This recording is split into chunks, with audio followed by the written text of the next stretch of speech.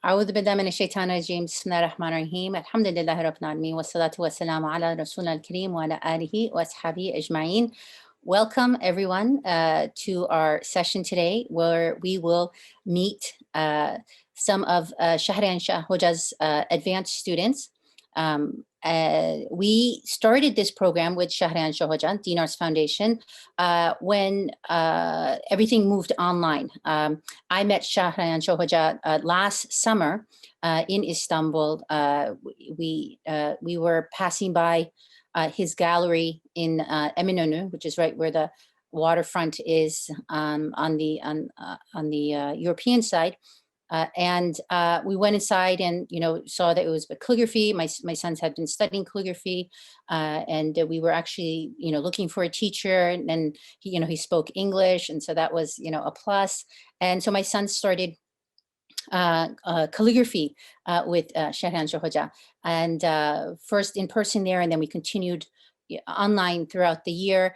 And I saw that he had a very special approach, which allowed my son to advance, whereas before he had gotten stuck at the beginning and had for years was doing the one line, one page over and over and over again, and not being able to move forward. But with Shahryanshah Hoca's method, I saw that he was not only was he advancing in his writing, but his spirits were also uplifted. It went from being something, I'm just going to get it wrong again, or oh, I have to do it again, to, oh, I'm learning, I'm moving forward. I'm actually doing, calligraphy. And so we planned a summer program for 2020. Alhamdulillah, as everyone knows, once COVID hit and we had to move everything online, I talked to Hoca and I said, is this something we can share with students around the world? And so we provided the platform and the structure, and Hoca provided his knowledge and his insights, his anatomy lessons, which are the foundation of his course and the way he teaches. And then we started, and we had this group one, students who started with us in the end of March, beginning of April, right before Ramadan. And now, mashallah, 3 scripts later, it's just absolutely amazing what they have accomplished with Shahryanshah Hoca, and the beautiful pieces that they make. I tell everybody, once in a while I'll check in the the students' work, and I was really, one day I was really impressed with what I had seen in group one. And then Shahryanshah Hoca shared their first lessons. I was like, oh my God, I can't believe this. I can't believe they have come so far. I was like, we have to share this with everyone. I was like, this is amazing. Hoca's method and how hard these students have worked. This is absolutely amazing. And because I see my son and, how much he's benefited as well. But just to see that it was benefiting so many people, it was just, I was very, very excited. And alhamdulillah, at that time, Sister Nawar Abdul Salam, who is a student here, a college student here at UTD, and had started classes with Shahryanshah Hoca and also Fatma Ulusoy Hoca, so in calligraphy and also in Tezhib. We started talking, and she was excited about Dinar's Foundation and wanting to help. And I said, okay, I need your help. I said, I want to share the stories of these students. I want to share their progress. I want to share Hoca's amazing method of teaching calligraphy, and I need your help to organize this. And she took it upon herself, alhamdulillah, and did a wonderful job of, of organizing this. And excuse me, I get to talk first because, I'm the executive director, but this was all Nawar's organization. So Jazakallah khairan, Nawar, for working with the students. And students, thank you so much for working so hard all of these months. And of course, to Hoca, Shahryanshah Hoca as well. He will be joining us later. He is, of course, joining us from Istanbul, and at times he has trouble with his internet. And I believe that's what the issue is right now. So inshallah, as soon as he joins, we will have him speak. But we're going to continue with the program and see the beautiful pictures and beautiful journey of these students. I shouldn't say pictures, beautiful compositions, calligraphic compositions, and beautiful journeys of these students. Nawar. Assalamu alaikum wa rahmatullahi wa barakatuh, everyone. As Sister and I mentioned, I am the Community Development Manager of the Arts Foundation, as well as a student of both Shahryanshah Hoca and Fatma Hoca. I would actually like to take a moment to thank you guys. Thank you everyone for coming in today, and to our speakers, without whom this event would not be possible. And of course, Sister Anaya for all her work, and Hoja as well. The sole purpose, as Sister Anaya mentioned, for this event is to show you the progress of our students and the teaching method of Shahryanshah Hoca, and just to showcase their journey that they've gone through in learning 3 scripts in 8 months, mashallah. Shahryanshah Hoca is not here as of now, but I will go ahead and give a brief introduction of him. Shahryanshah Hoca was born in Indonesia and is I think he holds a degree of Islamic law from Al Azhar University in Egypt. He also received his ijazah for Riqa and Diwani scripts over there, and then upon the recommendation of his teachers over there, he moved to Istanbul to further his studies in the Naskh and the Thuluth script, which he did receive an ijazah from, studying under Hassan Chalabi Hoja and many of his master students. Inshallah, when he joins in, he can give a brief introduction about that too, inshallah. Next, since Hoja is not over here, I'm going to introduce our students. We have with us Sister Naseeba Khader. She is a Canadian of Hyderabadi parents and lives in Ontario with her husband and 2 boys, ages 22 and 14. Alhamdulillah. She holds a degree in economics from New York University, but art has always been her passions, and specifically Islamic arts. And she has a very wonderful journey as to how she encountered Islamic arts. Next, we have Sister Nabeela Ali, who grew up in Canada but lives in Massachusetts, USA, with her husband. She studied computer science and works in the healthcare IT industry. And she didn't have any formal training in art prior to starting calligraphy, which she started at the fall of 2019. Not with Hoja, but elsewhere. She started with Hoja when everyone started, beginning of, first quarter of 2020. But since the pandemic, she's taking classes offered in online Islamic geometry and other courses as well. And the next participants, we have a family. It's included of Sister Faiza and her 3 sons, Luqman, Usman, and Sulaiman. Their 3 brothers with their mother, who have been studying calligraphy with Shahryanshah Hoca with the other students beginning 2020. The boys are homeschooled and they enjoy reading and singing nasheed as well. And I just love it how, and it's just a very how the entire family comes together and does the calligraphy together. We'll be hearing their story from them soon, inshallah. So since Hoja is not over here, I'm going to start the program, and then when Hoja joins, inshallah, we can have him come and give us a brief introduction or get this part going. So my first question is going to be for you, Sister Naseeba. How are you doing today? Assalamualaikum. How are you? Alhamdulillah, how are you? I'm good, alhamdulillah. Sister Naseeba, so my first question is, what motivated you or inspired you to start this journey of Islamic arts, or more specifically, Arabic calligraphy? Well, my journey kind of started in 2013. I had found on Facebook that Haji Nuruddin was coming to Toronto for a workshop at ISNA Canada in Mississauga, and I decided to go to that workshop. I had no idea any idea what calligraphy, just about like the basics, but any of the fine details about calligraphy. And I just figured, oh, you know, I could go to 2 sessions and learn about it.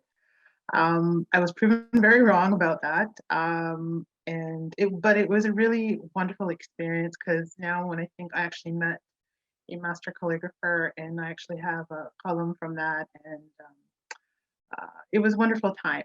But fast forward to 2015, when me and my husband went to Hajj, that was a very life-changing moment for me and for him. When I came back, I just wanted to be more connected to my being, and I've always loved art. And it kind of manifested in terms of architecture in the different Islamic lands. And I just started, like, I've always drawn, and you know, just started drawing. And as I started to learn more about the places, when you go to different masjids, or you know, you'll see there's calligraphy, there's geometry, um, that. And then fast forward to 2019, my husband actually saw on Facebook that there was another calligraphy workshop in our local masjid. So I signed that up, and it's actually with another student of Hoja's, Asad Hayat, and we would meet for about 7 weeks every Sunday. I believe it was Sunday, and that was really my true exposure to calligraphy. And I just wanted to learn more about it, and I learned and just tried to learn as much as I could. And then after that, I think we had that till Ramzan, and then we had the summer. And I believe in November of 2019, Sister Farzana, who you know, is associated with Dean Arts as well, she had come to Toronto for another workshop. So I went to that. I tried to, as much as I could, give myself enough exposure to any type of Islamic art, not just calligraphy. That was also another wonderful experience, and she was so very kind, because you know, she even corrected some of my work. But after that, you know, I would just practice on my own, and I'm very lucky to have a lot of artist friends that I'd be able to connect through Instagram. Two calligraphers and artists I really admire are Aisha Changezi and Seher Shahzad, and they had gave me advice that it's good to, you know, go to workshops and to try to learn on your own, but it's probably the best thing is to find a teacher who has their ijaza. So I was kind of at a crossroads, and I made a lot of dua, because in Canada, there's no facilities, and like growing up, I didn't know anything about Islamic art. So in, I think, January of 2020, Brother Asad had a second session, a workshop. I went to that. And at the end of that, I remember that Haji Nuruddin was going to come to Dean Arts for, I think, a bunch of ijaza classes. And I really wanted to go to Texas for that. But it just didn't work out. And then COVID happened. And because of COVID, we have these online courses. And when I saw that Dean Arts was offering this, I was like, I need to sign up for it. And it was, alhamdulillah, so amazing, because we got to work with Shahryanshah Hoca, who is in Istanbul and has a ijaza. And yeah, I'm just very, very grateful and very blessed, alhamdulillah, that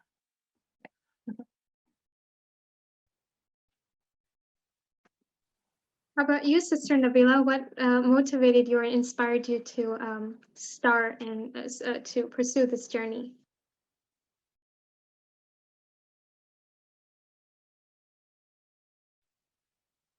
I think you're muted, Sister Nabeela.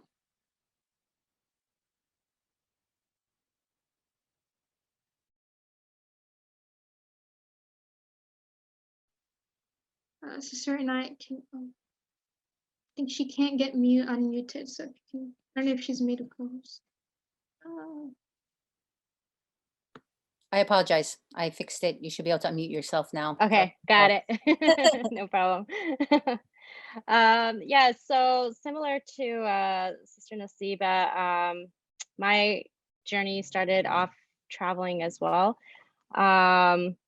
Although I did learn a little bit of calligraphy, very, very little, very intro many years ago. So I had an idea of like the columns and the ink and all that, but I didn't really think much of it, or, have any idea of like, what I was going to do with it. I wasn't even thinking about doing anything with it. But then in 2019, I traveled to Turkey for a month, for a month-long retreat with my husband. Actually, my mom was there too, and some other family members, my in-laws as well. And towards the end of that retreat, we actually ended up going to a masjid in Bursa, which has all these beautiful calligraphies. I think that that mosque is actually known for the calligraphies pieces in there.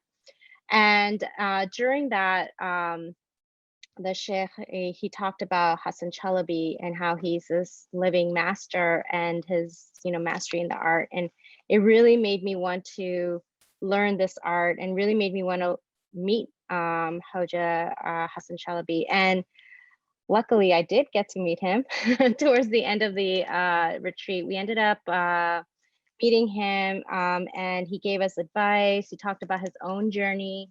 And one of the things that he had talked about was, he's alhamdulillah, like older now. And so he doesn't take new students. But he did tell us that if we wanted to, study this art, that we could do so with his master students, which at the time I was like, I don't know how I'm going to be able to do that. But as luck would have it, right before I left Turkey, I ended up meeting one of his master students, Hoja Hisham Salamo. So basically went to his workshop to buy a piece of calligraphy, and due to the language gap, because he knows Arabic and I don't speak Arabic, and there was someone else there who was kind of translating for us. In the mix-up of me wanting to buy a piece, he thought I wanted to actually like do calligraphy, or that I did calligraphy, and to which I told him I didn't. But after all that, long story short, I ended up becoming his student, leaving that. So he actually started teaching me Riqa towards the fall of 2019, and it was over WhatsApp. And then when I came back, I was working on my Riqa script, and then one of my friends told me about Dean Art and about Hoja Shahryanshah's classes. So I decided to take that as well, just because, the pandemic had just hit and I had a lot more time on my hands. So I figured, why not? I showed him some of my work, and I asked him if this, if he thought I should, continue with him, and he told me I should, and that it would benefit me. So I did, and I'm so glad I did, because alhamdulillah, it has, I feel like it has benefited me a lot. So that was really my kind of start, my journey towards this really beautiful art. Luqman, what about you? How were you inspired by this? Assalamu alaikum. I'm Luqman. I wasn't really, I like calligraphy, but I wasn't really interested in it at the start. And so I was more interested in Islamic geometric patterns and similar stuff like that.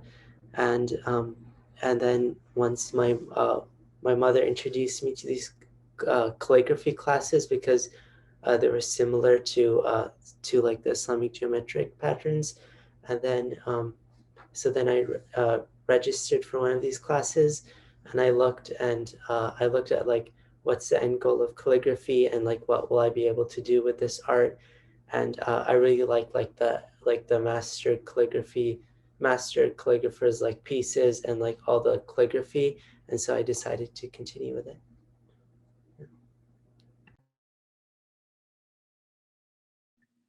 Assalamu alaikum. I'm Usman, and I got inspired to do calligraphy by looking at different pieces. We have pieces in our house of calligraphy, of different scripts, mostly Thuluth, and just looking at them and seeing how beautiful they were really inspired me to continue take up this art. And also on my dad's Arabic books, all the titles are written in calligraphy, and just being exposed to it and seeing how beautiful all this writing was, I wanted to learn to do it too. So I saw my brothers join the class in the first day. Then I was like, I wanted to do it too because I thought it was really nice, and that's how I started doing calligraphy. I'm Sulaiman. Sorry. MashaAllah, you all have a wonderful story of starting, your calligraphy journey over there. From Sister Naseeba going to Hajj, and that transition to Sister Nabeela, meeting Hassan Shalabi Hoja in Istanbul, and all three of you, because of your wonderful mother taking that class. You all are also calligraphy students right now. Okay, so my second question is for Sister Nabeela. So what has been the greatest difficulty that you've faced after when you started, your journey in Arabic calligraphy, besides sharpening the pen, which I feel like everyone, has faced that difficulty. But besides sharpening your pen, what has been the greatest difficulty there? So for me, I think I have really two main difficulties. One is patience. This this art form really requires a lot of patience and a lot of persistence.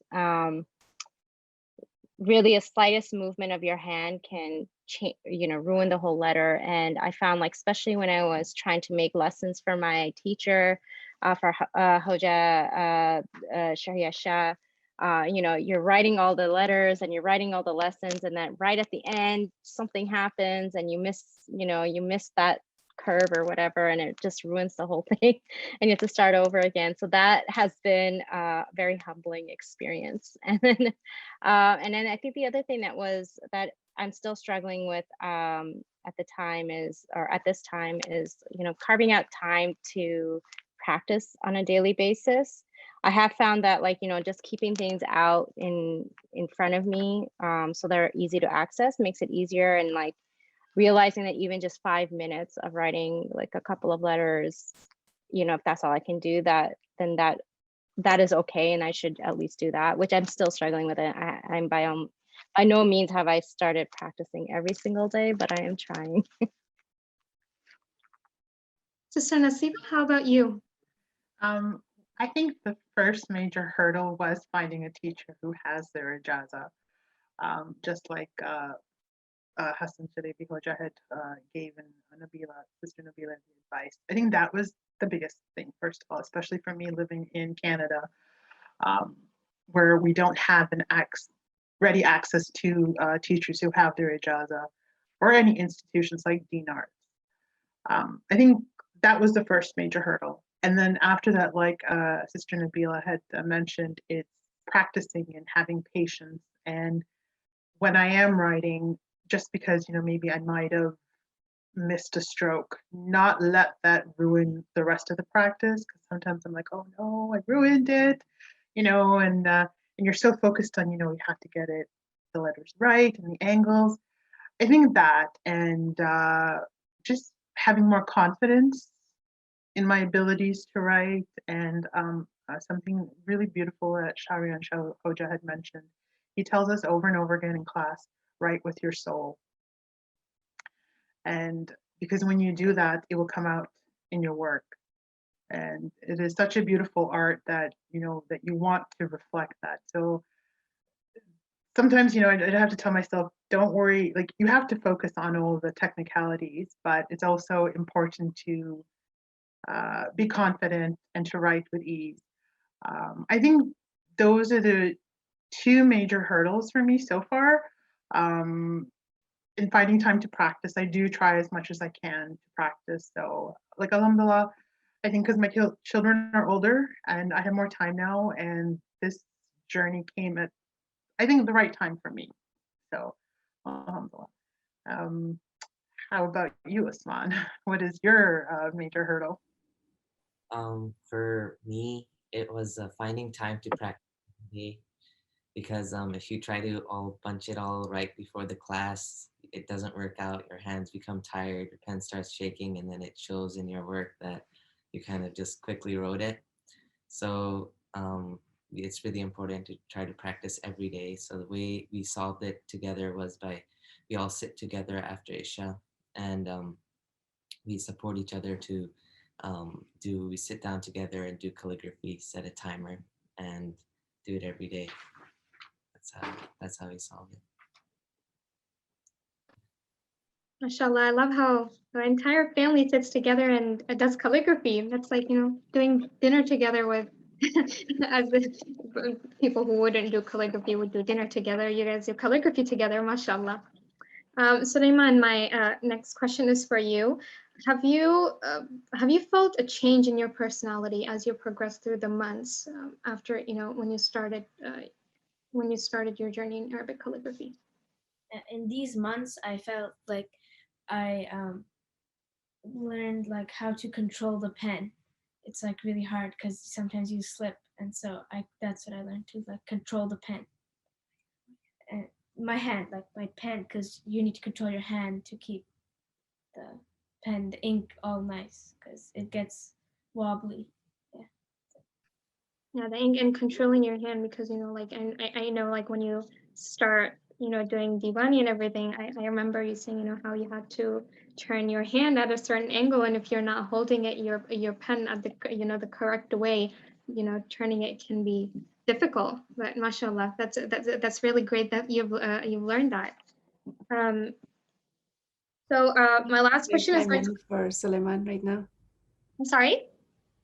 I just wanted to say that Shahryanshah Hoca is so encouraging, especially like to all the boys. But by the way, I'm Faiza, and I'm also a student. But I just noticed how much time and attention he gives to the boys. Like one time, I remember he corrected Sulaiman's paper for more than an hour. And he went through every single letter and the position of the letter, and he talked to him so gently and, just engendered such a love in him. And you would think he's so young that, he's just a kid, and, how much attention would you give to a kid? But he really brings out the love of calligraphy in them. And so I think that's why they really love him as well as calligraphy. And that is so wonderful to hear, because I feel like our Hojas deserve so much appreciation from our part. So, no matter how much we show that respect and appreciation, it's never enough, for the amount of effort, the time it takes, to teach so many students, and the way they the way our Hojas, do all that. MashaAllah, may Allah, give them barakah and accept all their good deeds. My last question is going to be for Luqman, before we actually get to the fun part of looking at your compositions, inshallah, where you guys will be talking about that. Luqman, what is one thing, how do I say, one thing you learned from, or something important that Hoja told you, something you learned in your as you started your calligraphic journey, throughout these months as you progress? What's something that you learned? Maybe it was like a self-realization, or maybe like something Hoja told you that you never understood, or maybe later you came to understand what that meant. One thing I'd say that I learned was probably paying more attention to detail, and especially like in Riqa, it's like different. So like, yeah, in Riqa it's not that important, but in Diwani it was especially important. Even in Riqa, like to keep all the angles similar. The Ra in Riqa is like straighter, but the Ra in Diwani is like curved, and that was like those kind of subtle things.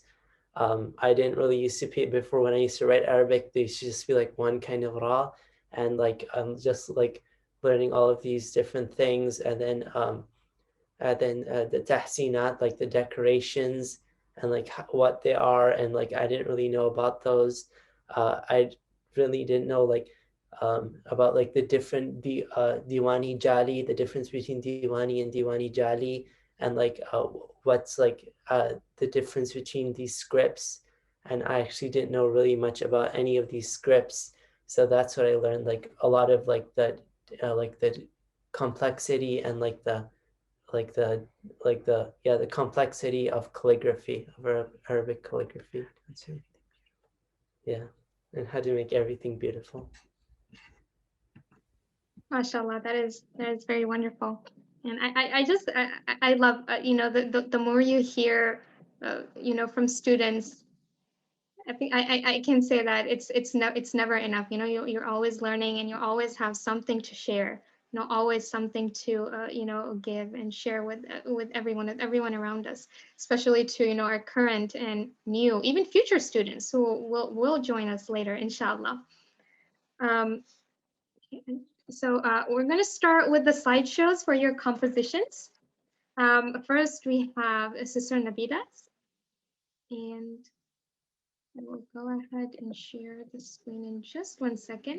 So Sister Nabeela, I will be showing your first compositions, and you can take over from there, from you know, describing the process, the experience, you know, and how you started from your first ever lesson, and you know, how far you've come, mashallah. Sure, inshallah. 1 second. Okay. Okay, should I just dive right in? Go for it. Okay, so this is my most latest composition, and it's one that I guess it's one that I'm most proud of so far. It's the first ayah of Surah Mulk, and it's a composition. The reason why I'm, you know, I like this one is because it's one that we had to create ourselves. So we had to create this our own compositions for this ayah. And honestly, I never really thought I could do something like this. So it's just something that, you know, I don't know, it just makes me encouraged to see this, that I was able to do it. And there was a lot of practice, a lot, a lot of times where I had to make this shape over and over again. It was very frustrating at times. But through this shape, I also learned a lot more about like the angles and how you have to keep everything in a certain angle, and how you have to keep, you know, how the flow goes, and how you put all the different decorations in the middle of the piece. So yeah. Can you move on to the next one? Yes, I'll move on to the next one, and the next Yeah. one is, there you go. Yeah, Let's this talk is a the little bit about first. this. Yes, this is the first lesson we had with Hoja, which was to do nuktas and the little curves, as you can see at the bottom. Scan with scanner, because that's what we have to use to send it to him. So you'll probably see that in some of those some of the pictures. But yeah, this was I think yeah, you could see the date there was 3:30. So yeah, almost a year and 2 months, I guess. It'll be a year. So yeah, I mean, it's subhanallah, it's very humbling to see like where we ended up within a year. So yeah. I'm actually in awe looking at those, your first ever lesson and your most recent composition. Subhanallah. Jazakallah khair. Yeah, no, it was yeah, this is a practice from I think our second lesson. So this is the ba, the ta, alif, mim. And you can see like if you see on the ba, you could see like we were supposed to, the ba is supposed to look like there's an egg in it. So that's why you could see like I'm trying to see if there's an egg shape there. And then it's supposed to be 3 nuktas long. So each that's like the anatomy of the letter. So each letter has its own anatomy, which goes by the nukta, depending on what size qalam you're using. So yeah, this is one of those.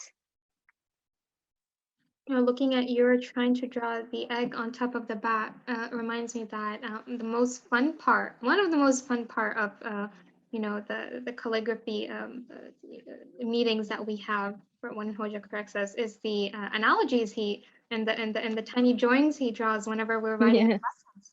I like it makes the class extremely engaging. I love it. Yeah, absolutely, absolutely. Okay, the next couple of slides are going to be some of Sister Nabila's work that she has been doing ever, since she finished or got through the anatomy part. So this is also, this is my favorite. Can you talk a little bit about this one? I know Yeah. some students know this, some might not.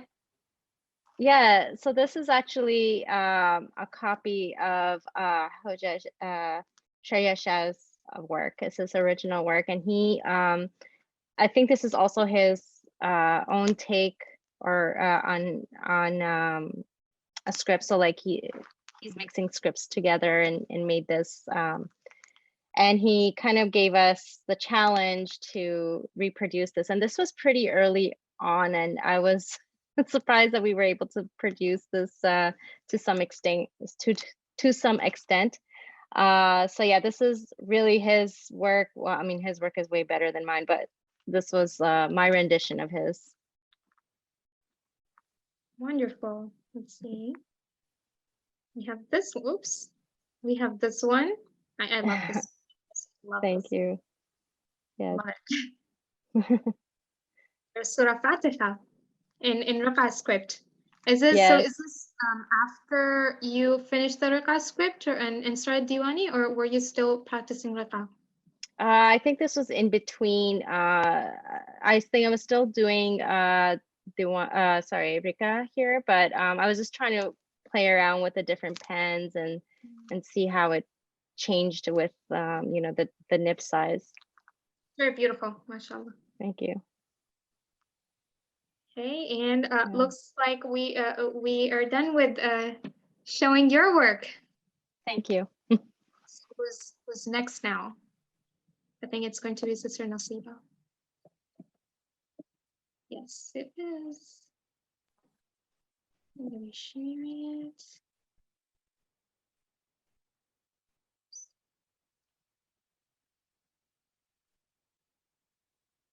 Okay, Sister Naseeba, can you talk about your latest composition? So like Sister Nabeela had showed, the one in red, we were each told to write the first ayat of Surah Mulk in our own composition. So this is one of the last class we did live with Hoja. So as he was writing us, giving us suggestions, we were to come up with one. So I decided to do it in the Ottoman Firman style. I don't know if everybody knows, whenever the Ottoman sultans had any official documents, it was written in kind of like this style where so this is two scripts. The first one in the brown is Diwani Jali, and in the black is just Diwani. So this is after the Hoja helped correct my work, and I'm pretty sure there's still mistakes in that. But this is, sorry, yeah. So I try to recreate that Ottoman style by mixing the two different scripts. So, and it's I believe the first 3 ayahs of Surah Mulk. Very beautiful, mashallah. Oh. Okay, and here you go. Yes. Oh, my first lesson. Yeah, it's our first lesson, the nuqtas, and it looks very easy, but it's not. Because the way Hoja has his methodology with the anatomy, he breaks it down in terms of angles, and the way he says it is you should hold your pen at 22.5 degrees, and just to make sure you can get that right angle when you're writing. So the first one is just 1. When you see the second line, what looks like this long dash, that's supposed to represent 2 nuqtas. Normally, when we see the Arabic alphabet, we'll see 2 separate, but in Riqa, it's 1. And at the last one, which looks like kind of like a curve, that's supposed to represent 3 dots. So yeah, and then I think the bottom one was our second lesson. So you can see my work is in black, and Hoja's corrections are in red. So you can see where I was wrong. And he really, honestly, just like Sister Faiza said, he takes the time to go through and explains everything to us, why, like where we are wrong, and also when we do it right, he's always encouraging us, and it's really amazing. And like I think you had mentioned, I love when he makes those analogies, those little drawings on the side. It really helps me remember certain letters. So yeah. That's wonderful, mashallah. Sister Naseeba, can you tell us a little bit about, your journey from first lesson, these anatomy lessons, and the last composition you made? I know, like, for the new students, they might be like, oh my God, what is this? But you knew how much of I don't know if I should say struggle, but the time and effort it take, and the practice it took you to get to this point. Yeah, not that I'm, I need to practice more. Like I just want to, let all the students know, we're like, even Hoja says that he needs to practice. So that tells you how this art is always evolving and you can always improve. I think really it was just making sure to try so the way Hoja has it is we meet in class, and I think the first lesson he gave us what we needed to, and we just wrote without him showing, because he wanted to see how we are interpreting the lesson, and then he would correct it. And that's really helpful, because then you can see, this is where I went wrong.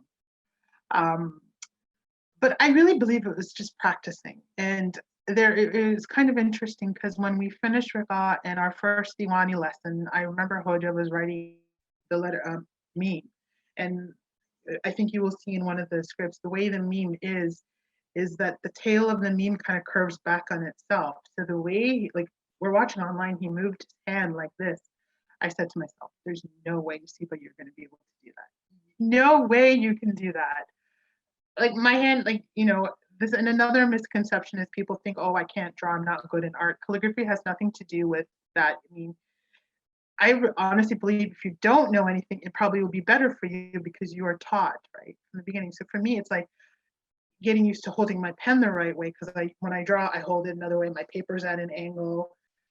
There's all that, but I really believe it's just, and then just practicing, and Hoja makes it very easy for you. He'll break down the letters and helps you make connections. So it's just practicing and don't give up, and yeah.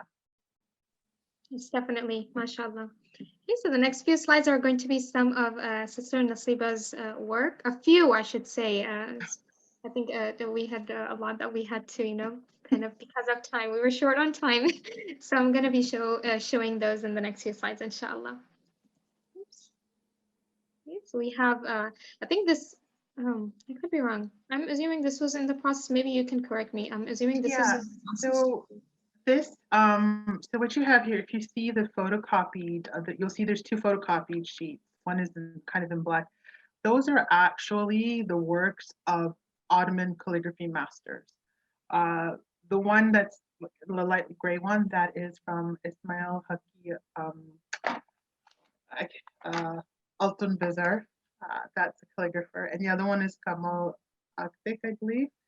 So Hoja wanted us to copy that. And the term for that, I believe, is, I think it's, taqlid. I believe that's the term for it, which is to basically to imitate, and you imitate the masters. So that's what we were doing here. So I'm trying to, as best my ability, to copy the work of calligraphy master. So you can see what you see at the bottom. I was trying to do Hu Allah because I was not happy with when I was writing it. So I was just doing it over and over. And this is just when I was halfway. Like I filled up the whole page and probably in the back of it, just practicing it, just to make sure that I got the angles right, the thickness and thinness of my pen. Yeah, just being confident in writing it. So yeah, so this is kind of like an in progress shot. MashaAllah, very beautiful. Thank you. Okay, I think this is Yeah. work in progress for So this is another, this is kind of like how I work. So this is my kitchen table where I'm sitting at now. So my family lives on the other half of it, and the other end is all my stuff. So this is for our soda milk composition. So I don't know if you can see underneath all that, what I had originally wrote at the bottom paper, that's what I had originally wrote. And then what you saw is what after Hoja helped correct it. So this is not even half of how many times I practiced it. And then one of the methods is when you start to compose, you also use a lot of tracing paper. And he gives us a lot of tips and techniques how to, like everyday items. Like if you can't get tracing paper, you can use parchment paper or paper that tailors use to make patterns. So, especially when COVID, when you don't have room for all these supplies, there's always a way to overcome these hurdles. So that's one of those in progress shots. And you can see over there, you can see it in the up at the top, that was Hoja correcting my work. And actually, it's amazing, he does it on his iPad. He's developed these brushes, these calligraphy brushes, and before he would print the work and correct it, but now he's doing it on his iPad, which is amazing, mashallah, because it's very hard to do that curve, and Hoja can do it, right? The curve of those letters. So, mashallah. Okay, and I'm going to quickly go through the next few slides to show your other compositions that you've done, a few of them, mashallah. This is again a little yes. work. So this was after our class, when after Hoja's corrections. I wrote this on actual parchment paper. I just wanted to see where I could place all the letters and write. So if you see, that's not proper calligraphy. It's just me kind of freehanding it just to see where I can place it, how they're supposed to go, making sure. And one of the interesting things about these scripts, there's not one way to write certain letters. You can have multiple versions of writing, say for instance, the letter Qaf, Qaf or Meme. So sometimes you have to see what works best in your composition. And that's where Hoja's expertise and his advice really came in handy. So.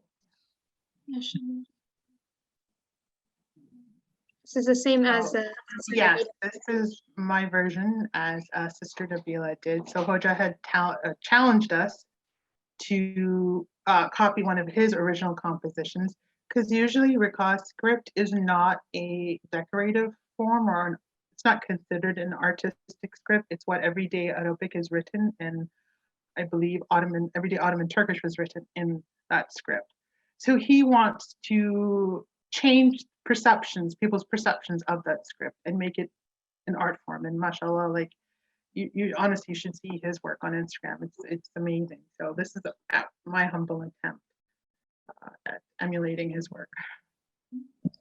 Okay, I think we're on the last, or maybe we have one last one. Oh, that's another. Yeah, that's another in progress shot. Mashallah, took a lot of time, as your students can see how many all the hard work they had to go through to come up with that one composition. Subhanallah. Okay. Next we have, what do we have next? Oh, next we have other Luqman's work over here. So let me go ahead and share my screen again with you guys. And start with Luqman. If you're on and you would like to talk a little bit about your work over here, your recent composition. Yeah. So this is my recent composition. It's on aher paper, so like it's a special kind of paper that is traditionally used, and you use like wheat starch. You coat it in wheat starch, and actually it's like watercolor paper, and then you first tea dye it, and then you cover it in wheat starch, and then you create and then you do this thing.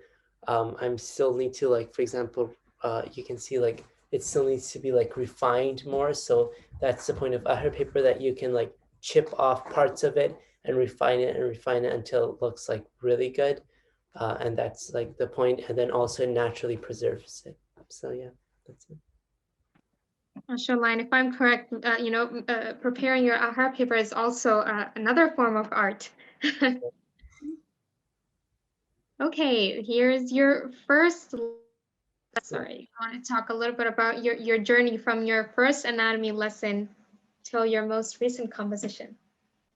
So this is my first lesson, and this is the first script we did, which is Riqa, and yeah, I guess I did Riqa, and then if you go to the next slide, I think, I'm not sure, but you can see like my Fatiha and Riqa, which I just is basically plain, and then we moved on to Diwani and then Diwani Jali, and yeah, that's it. Yes. We will go through your next few slides with your work, inshallah. Okay, I think this is your composition work in progress, if I'm correct. Yeah, this is my current work in progress, and it's Diwani Jali. So I'm just practicing the placement of the letters and how they look. That's what? Okay. Here we have Yes. compiled, his practice work compiled, showing where they started and now where they are, subhanallah.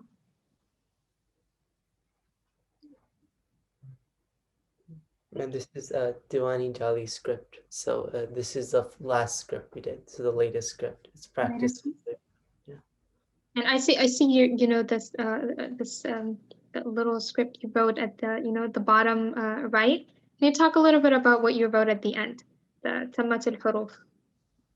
This is just like at the end. So it was a book by the calligrapher we were copying, calligrapher Mustafa Halim, and so this is what he wrote at the end when he finished like the practice. So then I just wanted to write it too because I finished it too.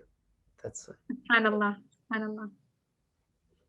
Okay, it looks like, oh yes, looks like that is it for Brother Luqman. Next we have Brother Usman, and I'll be sharing his work in 1 second. Oops.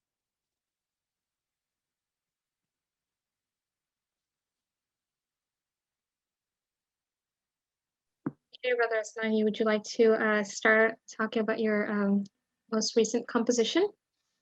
As Sister Naseeba was saying, the final assignment we had was to write the first verse of Surah Mulk, and so this is my composition on it. So I made a circle. I first drew the circle.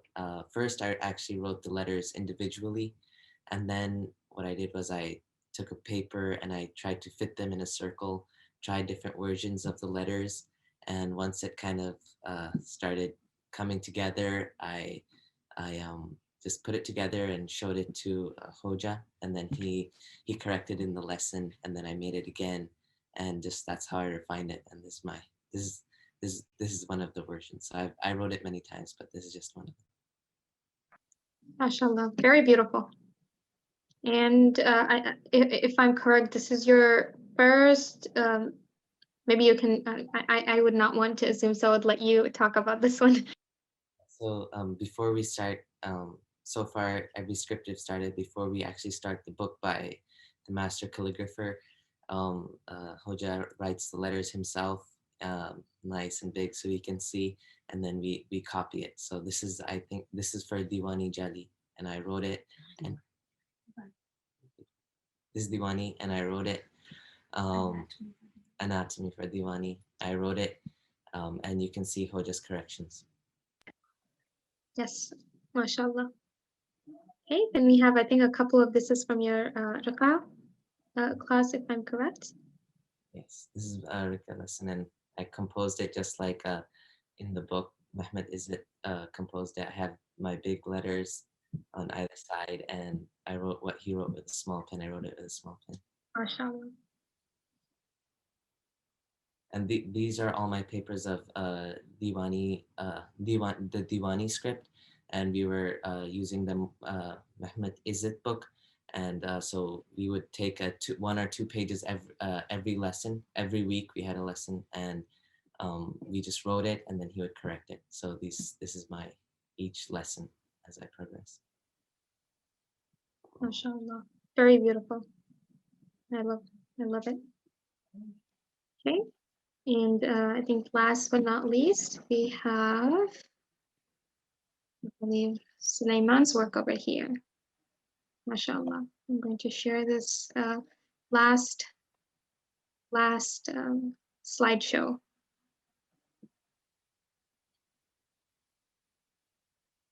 Okay. Sulaiman, would you like to talk about your most recent composition? Yeah, so this one is it's also Tabarak alladhi biyadihi. So it's the same ayah, and so this, I kind of copied Shahryanshah Hoca, his work, because I couldn't really think of my own. So this is like kind of a copy of his. It's different, but it's around the same. His work inspired your composition. MashaAllah. And your first few lessons in the Riqa script, MashaAllah. This is my first few lessons. I sent a lot of them, but you can. I know. So do you want to talk a little bit about, the process, of you starting, with the anatomy and then your most recent composition? Would you like to say anything about that, about, the process, or, It takes a lot of practice, but it just takes a lot of practice. It does. It sure does. And this is final work. So this is at the end of my Riqa. This is the work I like the best. It's my final one that I made. MashaAllah. I think I have one, maybe this one, Usman? What's your The same one, that the challenge that he gave us to write. The one I copied his work. MashaAllah. MashaAllah. Okay, so we will end this slideshow over here. And one last thing I would like for our students to do is offer a word of advice to our current, new, and hopefully, inshallah, our future students. So anyone, maybe Sister Naseeba, Nabeela, or the brothers, if Sister Faiza wants to, just start off with that, you're more than welcome. The floor is yours. So any advice to our current, new, and inshallah future students? I can say, don't give up. It can be very, sometimes it feels like it's really hard, and sometimes you feel like, you're not doing what you want to do, or like you're not producing the way you want to produce. But it's a process, and it's a lot of patience. But if you keep with it, it really does pay off, and there's like openings that come with it. So don't give up is my advice.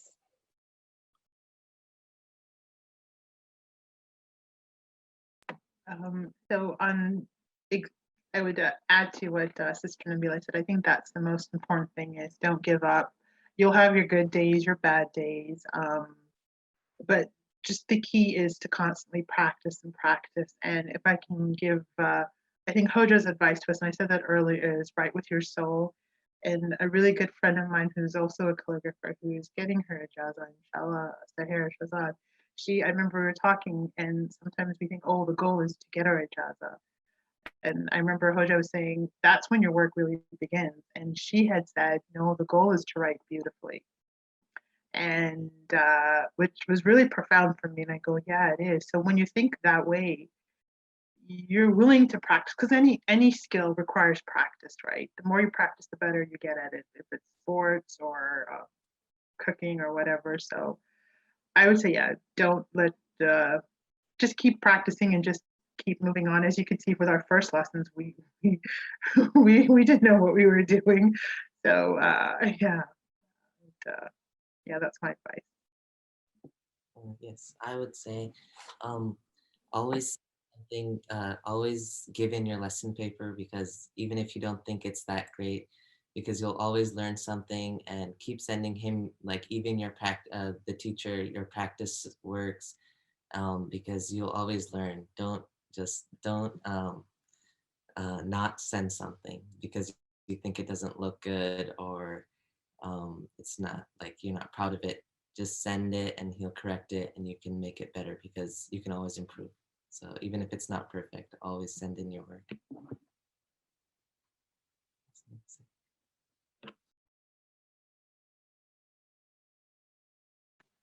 Anyone else? Sister Faiza, maybe you or Sulaiman, have any advice? What we did was we like Usman said, we set up a time that we all sat together around the table, and then we would kind of encourage each other. So working together it's really fun. It makes it lighthearted. We would joke with each other, you know, and they like singing nasheed, so we would sing while we're working. And since everyone was doing it, you would keep doing it. So kind of doing it together makes it more beautiful.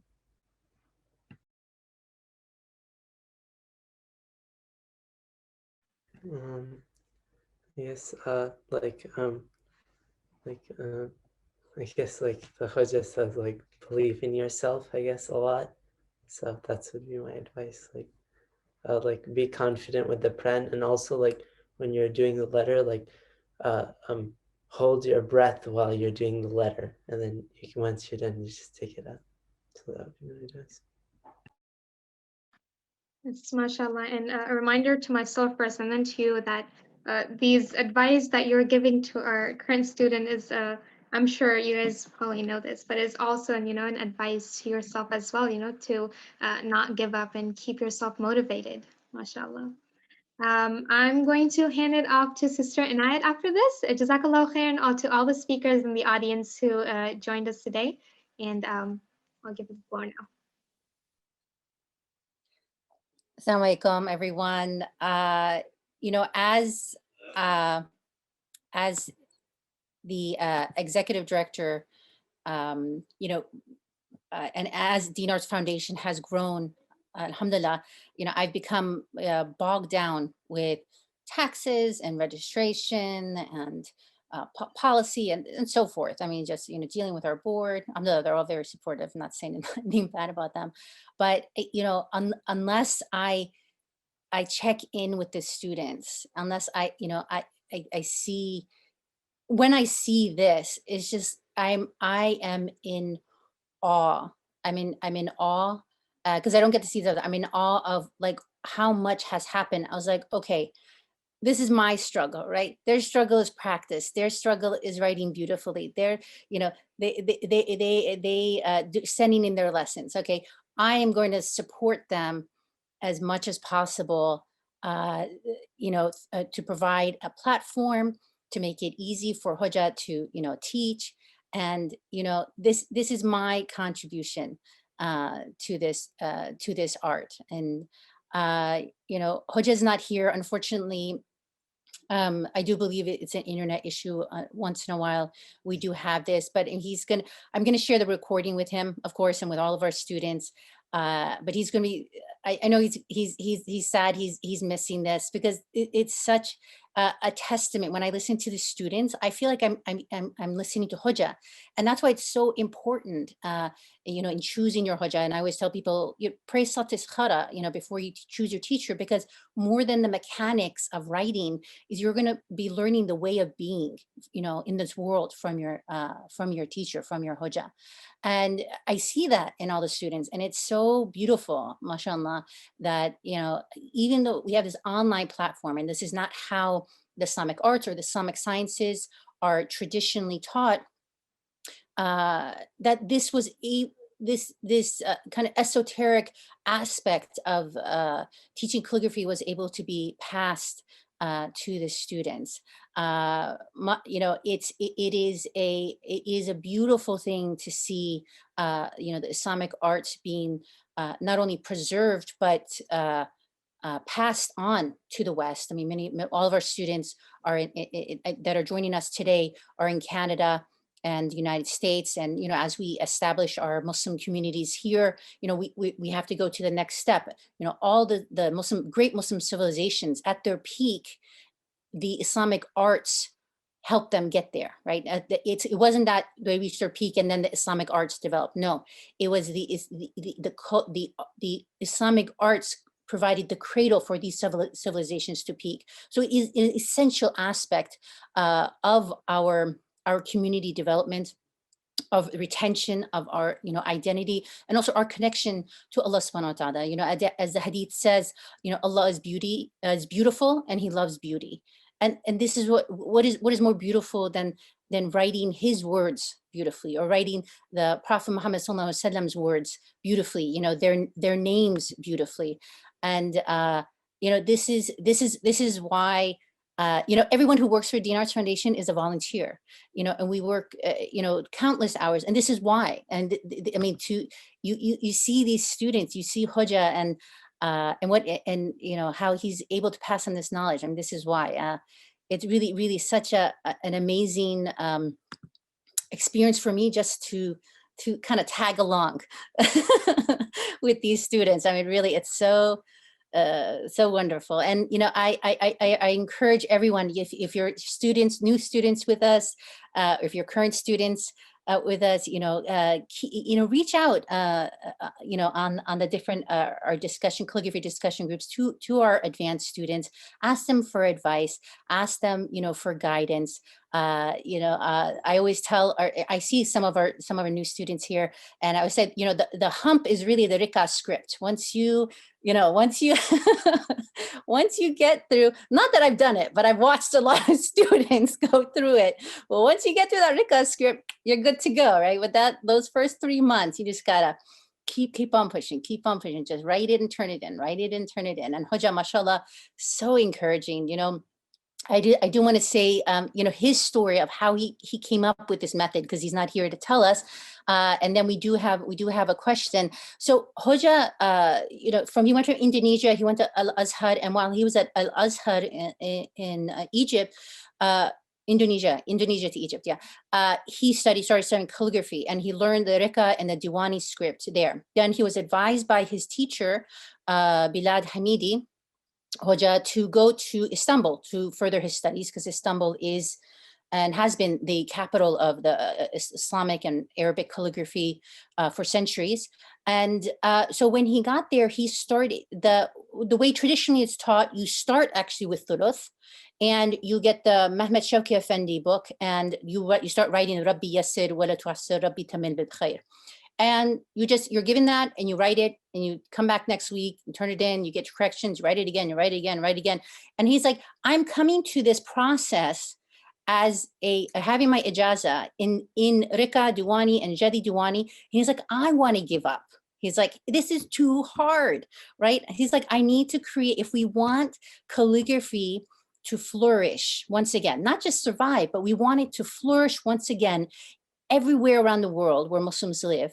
It's like, we have to make it a system that caters to students who may not come in with knowing Arabic, because when these, you know, when they started doing calligraphy in the Ottoman times, the Ottoman Turkish Osmanlı is written in the Arabic script and the Riqa script and Diwani script. So everybody came in knowing how to hold a pen and how to write, you know, the basic script. So he's like, we need to start with that, and we need the students to understand what they're writing, right? How does this letter really look? What are the angles? What are, you know, how do I need to tilt it? You know, and so we'll just start out with the individual letters instead of the whole sentence, and we'll build on it step by step, step by step, step by step. And, you know, through that process, because students are not stuck at writing a whole sentence. They, you know, just take all these, you know, take these little steps and build and build and build. Mashallah, I mean, it was just 8 months of instruction. We started end of March, and we had a lot of breaks too. 8 months of instructions, mashallah. I mean, look, the beautiful Jali Diwani scripts that these students, you know, have produced. And mashallah, they're starting the Thuluth script. And I think because of the foundation that they have in the anatomy of the letters, they are going to be able to learn very quickly, whereas it takes most people a minimum 2.5 years, up to 10 years for some students to complete the Thuluth and Naskh script. I really believe these students, we're going to be sitting with them next year, and they're going to be showing us all their compositions in Thuluth. I have no doubt about it, mashallah. May I pray that I'm always able to support them and Hoja, all of our Hojas, all of our teachers that we have in the best way. I ask Allah subhanahu wa ta'ala to preserve, the students' love for him and for the Prophet and for this beautiful art. I ask Allah subhanahu wa ta'ala to grant all of our teachers and our students present with us today, and then, and otherwise, and actually all the students of the Islamic arts with afia in this life and the next, and, just make their path full of tawfiq and ease, right? And so, it's my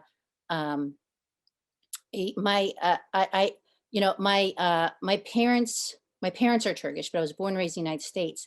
And if I struggled with my American Muslim identity, right? We were taught, unfortunately, to cut off culture and start all over again. And now that, I'm 40 something years old and I look back, I was like, why did they do that to us? I was like, if I had this beautiful Islamic art to nourish my being, right?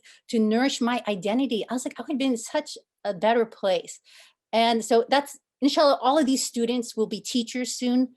And just imagine, just how this is going to spread, inshallah. So I pray, inshallah, I ask Allah subhanahu wa ta'ala for his continued tawfiq, for his continued blessings, and, protection for hasad, from nazar, for the students, mashallah, may Allah bless them and protect them all. And I'm going to stop talking. And Noor, there is a question. Did you see the question? There's a question about qalams. I do. Our speakers, if anyone wants to answer this question, we have someone asking about qalams. I'm assuming they're asking whether let's talk about the biggest struggle with our qalams. Besides the angle to hold it, the biggest struggles with our qalam. Anyone wants to take a chance at it? Okay, I can answer. What is the question exactly about qalams? I've got mine right here. They asked, can somebody talk about qalams? So, the floor is yours. Talk all about you want. Okay, well, this is my collection in here. It's very, it's not, like if you see actual calligraphers, they have much more. This is my little small collection. I think it depends on different scripts require different sizes. So when we started with Riqa, I believe Riqa, you need a 2 millimeter, or Hoja has a start with a bigger one, maybe with a 4 or 5, but the actual script is written with either a 1 or a 2. And I have bought these from various, from various calligraphers and various, some of my favorite ones come from my good friend Shahryanshah. If you guys need qalams, she sells them. I'm shamelessly plugging her. And I think I also, a couple of them, yes, I have 2 here from Haji Nuruddin. So this one he made when I went to my first workshop in 2013. And then I have another one. Sorry, this one. So these are, he made these 2 qalams. I hand them up. See them. So I'm very, very blessed to have them. So you say that Haji Nuruddin Hoja made these qalams? Yes. We were given, when I had gone to the workshop in 2013, he was so generous. Like, I didn't realize how lucky I was to receive this. And we had an opportunity to purchase some of his calligraphy work. So I had my eye on another one, but I purchased a kind of a smaller one because I wasn't sure, like I didn't want to get it ruined when I was taking it home. I should have kept it with me, but and then he gave us a bunch of cards with his calligraphy. So Haji Nuruddin does this regular Arabic calligraphy, but he also does it in the Chinese style. So, mashallah. Yeah. I don't know if there was any other question regarding the qalam specifically. I just, this is me asking it. Maybe you can Okay. give the insights on it. But can you talk about the struggle with qalam? I don't know if you've have you ever Oh. faced, you know, a challenge with qalam at the beginning? Yeah, how to hold it. First of all, I mean, I can use let me get a bigger one. I can, trying to get extra. So usually the materials you use are, this is a bamboo one. This is bamboo. This is, I think, Java, which is, this people like to use this one because this one doesn't require a lot of sharpening. And this is, I believe, Iranian reed. And this is also reed. I don't know if you can see them, sorry. So I think when we first started writing, Hoja wanted us to use a bigger qalam just to get used to writing. And I don't know if you can see here that it's cut at an angle. And that is what creates that beautiful thick and thin line. So you can't use like regular Latin calligraphy pens for this. And you know what's another fascinating thing? It's all natural, right? It's like it's wood. The ink. When I was reading about it, the Ottoman calligraphers, they used to collect the soot from the lamps in the masjid, and they would make their own ink that way, which is it's eco-friendly. You know, they were ahead of times, and it's so beautiful because they respect. And one thing I really, when I read about it, which really I thought was so profound, is they don't throw away any of their shaving. Like whenever they sharpen their pencil, they don't throw it away. They keep it. That's how much they respect the qalam and the art.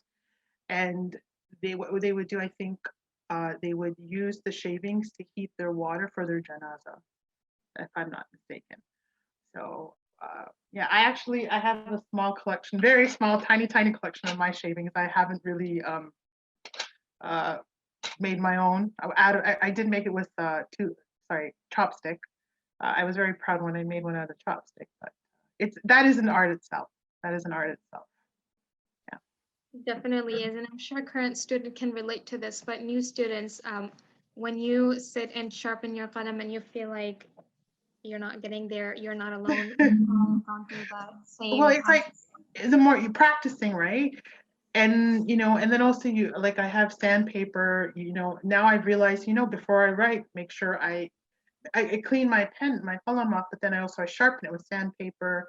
And there was another qalam that I had bought that I broke the nib, and I was like, oh my God, I broke the nib. Oh my God, I'm a jinx. But I used that one because I needed a 1 millimeter. So Naseeba, you have to kind of get over your fear of sharpening it. And luckily through Dean Arts, I had purchased some the qalam supply kit. So I got I can't show you mine. Anyhow, it's underneath this. But an X-Acto knife. And before that, I have right here, this is what I was using to sharpen it, this old paring knife I had. So I was using this to sharpen it. Wow. Yeah. And it worked well? I guess so. It just made it did the work. Yeah. I hope it did.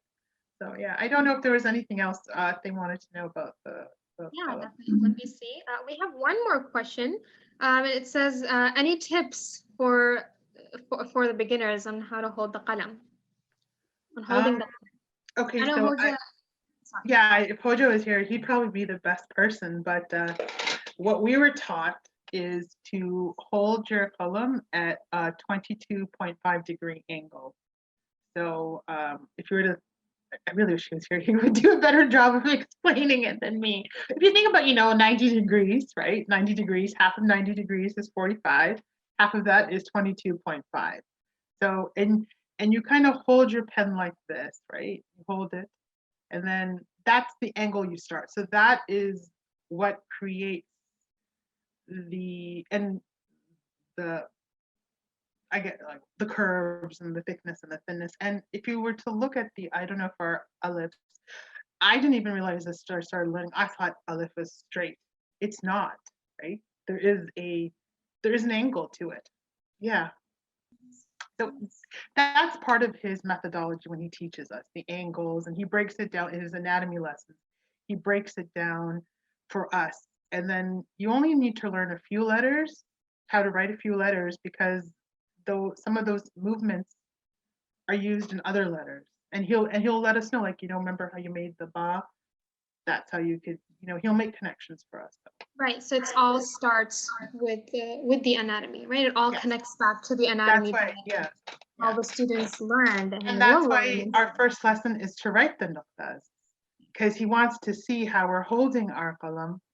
And and it's amazing online. He can, like, I remember one, he was able to tell that I was holding it wrong, because they're able to see our pen movements and the way the ink flows, which I was like, and he was able to correct me. And when he told me, Naseeba, do it like this, that's when the letter started looking more like it's what it should be. That is very true, mashallah. Anyone else who want to share any information with their qalams, or their journey with the qalam? Yes, Sister Faiza. So I feel like sharpening the pen is one of the really hard things, and it's your first struggle, and it's really hard. And I had a really hard time with it. But my kids didn't. So Luqman here, he took to it like a duck to water. Like he would sharpen all our pens, and then Sulaiman also got, kids are a little less fearful of doing things, and I was scared of ruining my qalams, but they were just like, they just took it and they did it. And I think that's, and even for holding the pens, what I've learned is that you do it. And then when you do it, you kind of learn how to do it. So the first step is actually to do it and maybe fail the first few times, and then you kind of learn. And that's really the basics. That's just the way to do it, is to just take the first step and do it, and you end up learning and self-correcting, and then you hold the pen correctly, for you try writing again and again. So basically, if you just keep writing, you keep learning. And Right, if you sharpen your pen, you get better at it. But it's really hard, and it's very scary. It is hard, but Sister and I correct me if I'm wrong. I remember one day in class when we were expressing our concern with sharpening the pen to Hoja, and he told us that because he told us that teaching online is an advantage because we're learning how to sharpen our own pens, whereas some of the students who have one-on-one classes with their teachers, they were just used to going to their their Hoja and be like, Hoja, please sharpen. I could be wrong, but that's what I remember from what Hoja said. It'd be like, Hoja, No, please. that's true. I mean, when I visited classes in Istanbul, before COVID, it's even these like very advanced students who are about to get their ijazah, they were always asking the Hoja to sharpen their qalam, and then Hojas would just do it because that's just part of it. But that's why I always try to be encouraging, to our students, saying, really, you're very, very lucky because you don't have access to your teacher. You are learning this essential process and you're becoming one with your qalam. No, but really, mashallah, I mean, I always say, I think that's the biggest struggle for the students, right? Because this is your writing tool, right? This is, if that qalam is not sharpened properly, if it's not taken care of properly, then you can't write, like Sister Naseeba said, like, it just, you can see that there is something wrong. And so even if you're making the right strokes and your letter may have looked perfectly, because the qalam is off. So it adds another dimension of of making mistakes. And I know, and I've heard, Naseeba say this, and I've heard other students say this, the part of the process, this process is learning from your mistakes, right? Which is very different than, especially if you're used to getting straight A's in school, like you work hard and you get straight A's in school. I tell students, it's like, don't be scared of the red marks Hoja is going to make on your paper every single week. You're going to have red marks on your paper. Look at those. And that's what's going to teach you. It's like, that point is where you're going to understand the most, right? Because, he's showing you how to do it correctly, something that you missed. So there are so many different dimensions of this. And there's a calligrapher, a great master calligrapher in Istanbul, named Aftaluddin Kılınç, and many Western students know him because he speaks English as well, and they go to him. But he teaches at Irsika, which is the top calligraphy organization in the world, and he's also a professor at Marmara Ilahiyat University. He said that calligraphy is not about learning how to write. He said calligraphy is about disciplining the nafs, like disciplining the self, right? And so that's why that patience aspect comes in it, that struggle, whether it be the pen or the ink or the daily lessons, right? That just teaches you so much about yourself. His sister Farzana, who's a student of Haji Nuruddin's, is getting her ijaza inshallah this summer. She said she did Rabbi Yassir Wala tu'assir Rabbi tamam bil khair for 2 years. She wrote that one line over and over again. She's like, and Haji Nuruddin says is that's where students actually get to know themselves, right? So each process has its benefit, right? And it's a blessing from Allah subhanahu wa ta'ala that we have, teachers, and while we always come back to our master works and we copy, their thing. The path to it is a little bit different, and each student benefits differently from the different methods. But it's like the student gets to know themselves in that struggle of writing that sentence, and then once they over that hurdle, then they move on. So alhamdulillah, I really am grateful to our teachers and their patience. I mean, Shahryanshah Hoca's classes always take 3 to 4 hours, and he mashallah, some of our students stay from beginning to end, and it is a commitment. It is a commitment. I mean, we wanted to do this to highlight our students' journey, their hard work, and also their beautiful compositions that have come out of this process. But there's no way to understand it completely unless you sit down and just try write for yourself. And as I encourage everyone to do, I was like, you may never become a calligrapher, you may never, I was like, but when you look at other people's calligraphy, you will appreciate it that much more, and that's huge, right? I mean, that's a huge learning process. So anyways, if we don't have any other questions, I'm going to wrap up, for this evening. Like I said, inshallah, we will be regrouping with these students next year, same time, same channel. And we will be, catching up with them on their Thuluth and Naskh studies.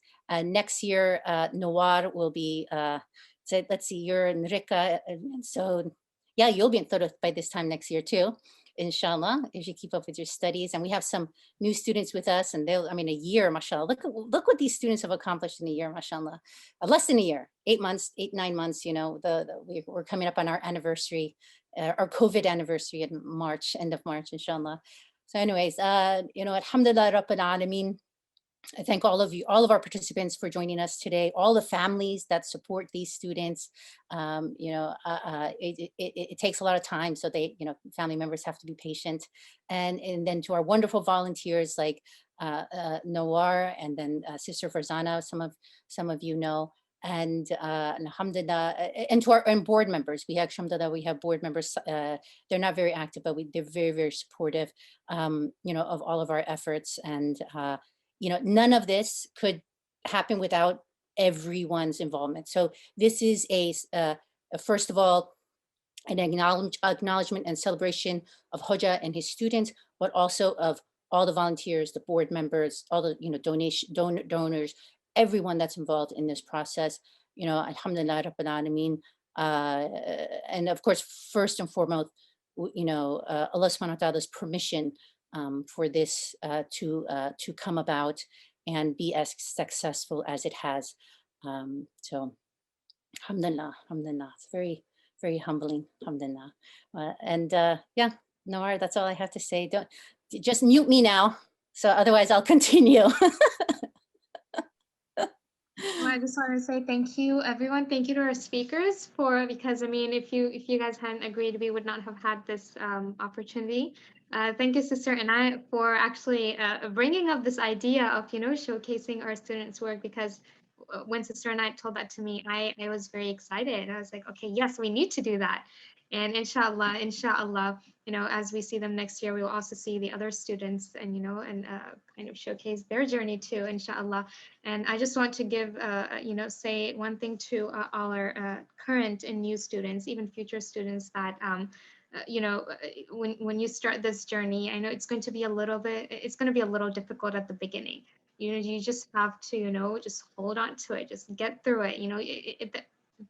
The end will be, like they say, the fruition of patience. The fruit of patience is very sweet. So inshallah, as you progress through your journey, you will see the fruition, its fruits, inshallah. And we don't have any questions, I believe. So thank you everyone for joining us today. Thank you. And we definitely did miss Shahryanshah Hoca. I think it's because of the internet issues over there that he was not able to join. But inshallah, he will be able to see his advanced students and how they're presented. I think that is it. All right. And assalamu alaikum wa rahmatullahi wa barakatuh.